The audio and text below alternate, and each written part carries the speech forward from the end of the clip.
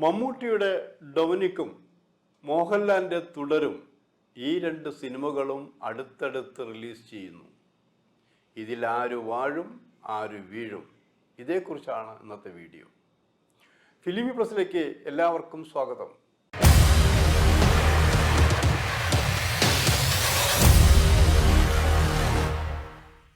മമ്മൂട്ടിയും മോഹൻലാലും അടുത്തടുത്ത് അഭിനയിച്ച സിനിമകൾ അടുത്തടുത്ത് റിലീസ് ചെയ്ത പടങ്ങൾ വളരെ കുറവായിരുന്നു മുമ്പ്. എന്നാൽ ഇപ്പോഴാ ജനുവരി അവസാന വാരത്തിൽ ജനുവരി 23, ജനുവരി 30 ഈ രണ്ടു തീയതികളിലായി മമ്മൂട്ടിയുടെയും മോഹൻലാലിൻ്റെയും രണ്ട് സിനിമകൾ റിലീസ് ചെയ്യുകയാണ്. രണ്ടും ഇപ്പോഴേ പേരെടുത്ത് തുടങ്ങിയിരിക്കുന്നു. കാരണം മോഹൻലാലിൻ്റെ ഈ തുടരും എന്ന സിനിമ വരുമ്പോൾ ഈ പടം വിജയിക്കേണ്ടത്, വൻ വിജയമാകേണ്ടത് മോഹൻലാലിനും മോഹൻലാലിൻ്റെ ആരാധകർക്കും ഏറെ പ്രിയപ്പെട്ടതാണെന്ന് ആലോചിക്കണം.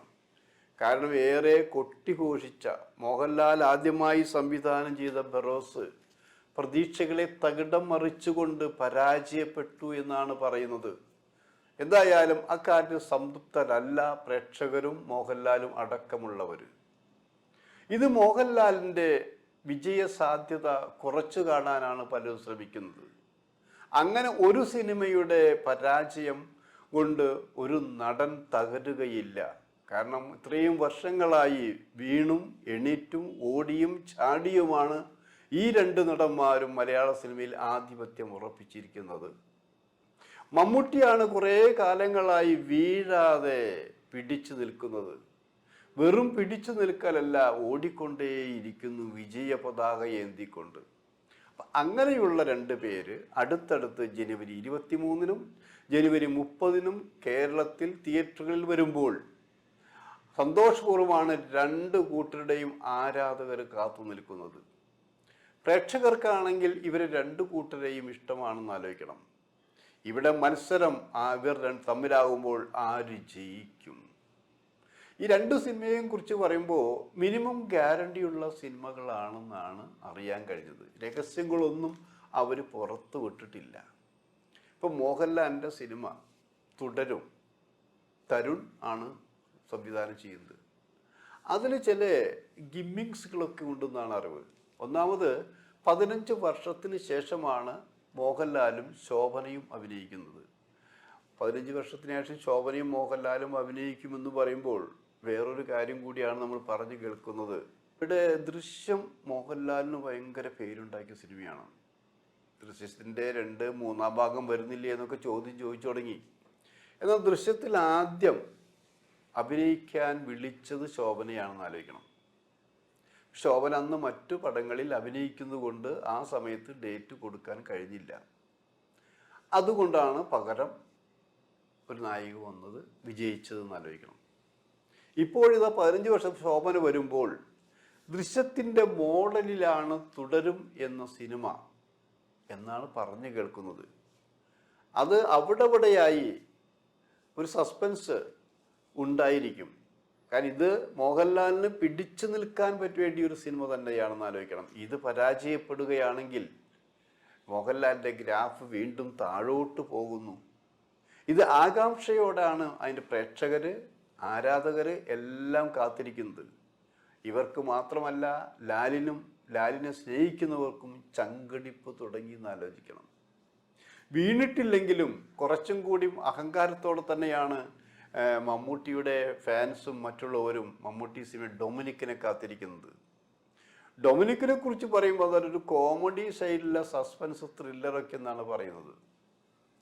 അങ്ങനെ അല്ല എന്നാണ് അണിയറയിൽ നിന്ന് മനസ്സിലാക്കാനും കഴിഞ്ഞത്. കാരണം ഇതിൻ്റെ സ്റ്റണ്ട് രംഗം ചെയ്യുന്നത് ഇപ്പോൾ നമ്മൾ ഏറ്റവും ക്രൂരമായ രീതിയിൽ സംഘടന രംഗങ്ങളും മറ്റും മാർക്കോ ഉണ്ട്. മാർക്കോയുടെ സംഘടന സംവിധായകനാണ് ഡൊമിനിക്കിൻ്റെ സംഘടന സംവിധായകൻ എന്നാണ് പറയുന്നത്. അപ്പോൾ തീർച്ചയായും അതിൽ എന്തൊക്കെയോ പ്രതീക്ഷിക്കാം. മാത്രമല്ല മമ്മൂട്ടി ഇങ്ങനെ പവർഫുള്ളായി നെഞ്ച് വിരിച്ചുകൊണ്ട് വരികയല്ലേ, ജയം മാത്രം കണ്ടുകൊണ്ട് കൂസാതെ ഒരു അശ്വമേധയാഗം നടത്തിയിട്ടാണ് വരവാണത്. അങ്ങനെ തന്നെയാണ് ആരാധകരും പറഞ്ഞുണ്ടാക്കുന്നത്. ഈ ഡൊമിനിക്കിന്റെ പ്രചരണത്തിന്റെ രീതിയും സ്റ്റൈലും അങ്ങനെയാണ്. ഇതാ മമ്മൂട്ടി എന്ന അശ്വത്തെ ഞങ്ങൾ അഴിച്ചു വിട്ടിരിക്കുന്നു, തടയാൻ ആരുണ്ട്, പിടിച്ചു കെട്ടാൻ ആരുണ്ട് എന്ന സ്റ്റൈല് തന്നെയാണ് മമ്മൂട്ടിയുടെ ഫാൻസുകാർ പറഞ്ഞു പരത്തുന്നത്. ഇവിടെ നല്ല സിനിമ കൊടുക്കുമ്പോൾ പ്രേക്ഷകർ കാണുമെന്ന് ആലോചിക്കണം. ഇപ്പോൾ നമ്മൾ തിയേറ്ററിൽ കണ്ടുകൊണ്ടിരിക്കുക, എത്രയോ സിനിമകളാണ്. ഇന്ന സ്റ്റാർ വേണമെന്ന് ആർക്കും നിർബന്ധമില്ല. നല്ല സിനിമയാണോ തിയേറ്ററിൽ കാണും. അപ്പം അതിൻ്റെ കൂടെ നല്ല സിനിമയ്ക്കൊപ്പം അത് നല്ല സ്റ്റാർ കൂടിയാണ്. മമ്മൂട്ടിയും മോഹൻലാലിൻ്റെയും നല്ല സിനിമകളാണെങ്കിൽ അത് അപാര റേഞ്ചിലാണ് പോയിക്കൊണ്ടിരിക്കുന്നതായിരിക്കും. ആ ഒരു സിനിമയ്ക്ക് വേണ്ടിയാണ് പ്രേക്ഷകർ കാത്തുകൊണ്ടിരിക്കുന്നത്.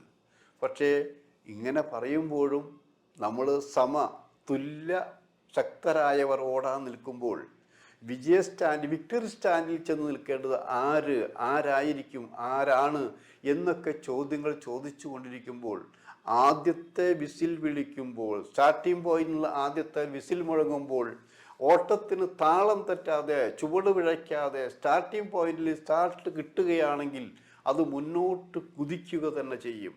അങ്ങനെ ഈ സിനിമയുടെ ആദ്യത്തെ ഷോ നിർണായകമാണെന്ന് ആലോചിക്കണം.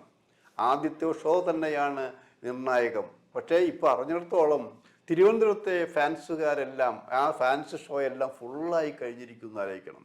അങ്ങനെ പറയുമ്പോൾ നിങ്ങൾ ചോദിക്കും, മോഹൻലാലിന് ഏറ്റവും കൂടുതൽ ഫാൻസ് ഉള്ളത് തിരുവനന്തപുരത്തല്ലേ എന്നുള്ളത്. മോഹൻലാലിന് ഏറ്റവും കൂടുതൽ ഫാൻസ് ഉള്ളത് തിരുവനന്തപുരത്ത് തന്നെയാണ്. അതുകൊണ്ട് മാത്രമല്ല, ഈ സിനിമ തുടരും ഏറെ പ്രതീക്ഷയാണ് വെച്ച് പുലർത്തുന്നത് ആലോചിക്കണം. അത് മോഹൻലാൽ ഉള്ളിൽ സന്തോഷിക്കുന്നുണ്ടെങ്കിലും ചെറിയ ഒരു ഭയമുണ്ടെന്ന് ആലോചിക്കണം. കാരണം ഈ ബെറോസ് അമിതമായിട്ടുള്ള പ്രതീക്ഷയുണ്ടായ സിനിമയാണെന്ന് ആലോചിക്കണം. ആ ബെറോസിന് ഇങ്ങനെ ഒരു തിരിച്ചടി ഉണ്ടാകുമെന്ന് ആരും പ്രതീക്ഷിച്ചിരുന്നില്ല.